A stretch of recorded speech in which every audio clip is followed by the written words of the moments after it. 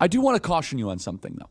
And I'm seeing this start to bubble up. I'm seeing it in the grassroots. I'm seeing it on some of the college campuses.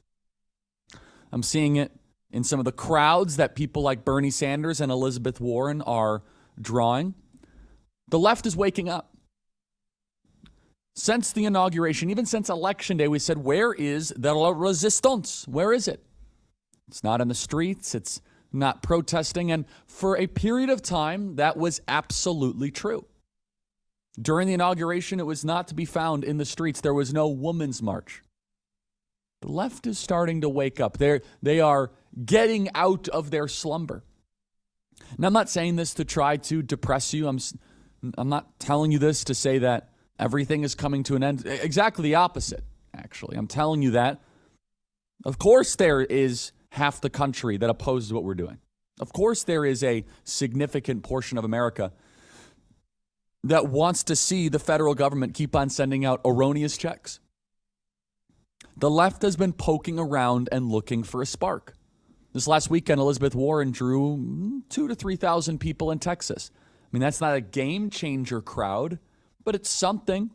Bernie Sanders drew a similar crowd in Wisconsin. Speaking of which, Donald Trump Jr. and I will be in Oconomowoc, say that 3 times fast, on Monday, which is a suburb of Milwaukee. We'll be having a great town hall. These are just some data points that I want you to process. It's very tempting to believe that just because the left has been asleep the last couple of months since we knocked them out in November, that they are going to stay asleep.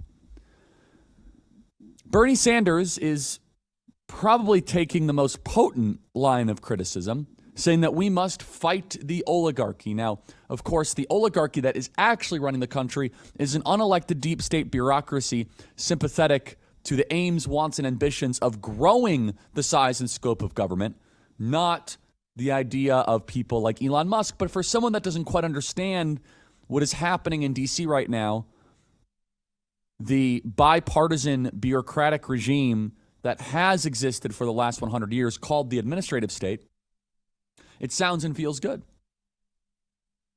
So the left is starting to awaken from their slumber. Is it going to ramp up even further? Possibly. And that's why everyone in this audience, it's time to continue to stay engaged, to keep the pressure on the Democrats for why they are not supporting President Trump's agenda, to stay involved in your local county committees, to stay involved in your local Republican Party. Some of you might be saying, but Charlie, we just had an election. I'm exhausted. Look, our offseason in politics is like the hockey offseason. It's like 90 days. It's like the baseball offseason. It's like maybe 100 to 120 days. And we have not even rested. We did not take any time off. Neutral gear is the kiss of death in politics, acting as if you are in the happy, agreeable middle. Instead, if you are not on offense, you are on defense. And if you're not first, you're last, to quote a great scholar from Talladega. This is the energy of the left is going from one issue to the other. They're still trying to figure out the best one to completely resist us on. You had Al Green shout out at the speech last week. And the Democrats did us a great gift, by the way. They did a great gift last week when they were not applauding the kid with brain cancer. That had real rank and file impact.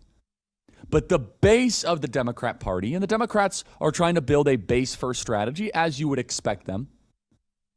The base of the Democrat Party is getting animated and fired up.